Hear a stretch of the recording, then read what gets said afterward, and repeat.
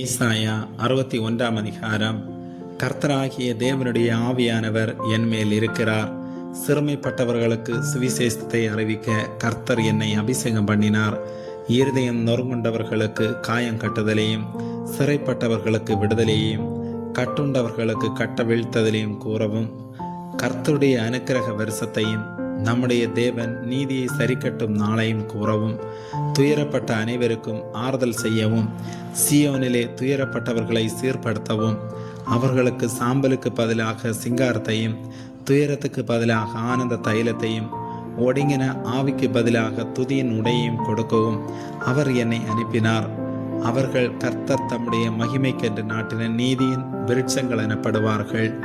அவர்கள் நெடுங்காலம் பாழாய் கிடந்தவைகளை கட்டி, பூர்வத்தில் நிர்மூலமானவைகளை எடுப்பித்து, தலைமுறை தலைமுறையாய் இடிந்து கிடந்த பாழான பட்டணங்களை புதிதாய் கட்டுவார்கள். மறுஜாதியார் நின்று கொண்டு உங்கள் மந்தைகளை மேய்த்து, அந்நிய புத்திரர் உங்கள் பண்ணையாட்களும் உங்கள் திராட்சை தோட்டக்காரருமாயிருப்பார்கள். நீங்களோ கர்த்தரின் ஆசாரியர் என்று சொல்லப்படுவீர்கள். உங்களை நமது தேவனுடைய பணிவிடைக்காரர் என்பார்கள். நீங்கள் ஜாதிகளின் செல்வத்தை அனுபவித்து அவர்கள் மகிமையை கொண்டு மேன்மை பாராட்டுவீர்கள். உங்கள் வெட்கத்துக்கு பதிலாக இரண்டத்தனியாய் பலன் வரும். லெச்சைக்கு பதிலாக தங்கள் பாகத்தில் சந்தோஷப்படுவார்கள். அது நிமித்தம் தங்கள் தேசத்தில் இரட்டிப்பான சுதந்திரம் அடைவார்கள். நித்திய மகிழ்ச்சி அவர்களுக்கு உண்டாகும். கர்த்தராகிய நான் நியாயத்தை விரும்பி கொள்ளை பொருளினால் இடப்பட்ட தகன பலியை வெறுக்கிறேன்.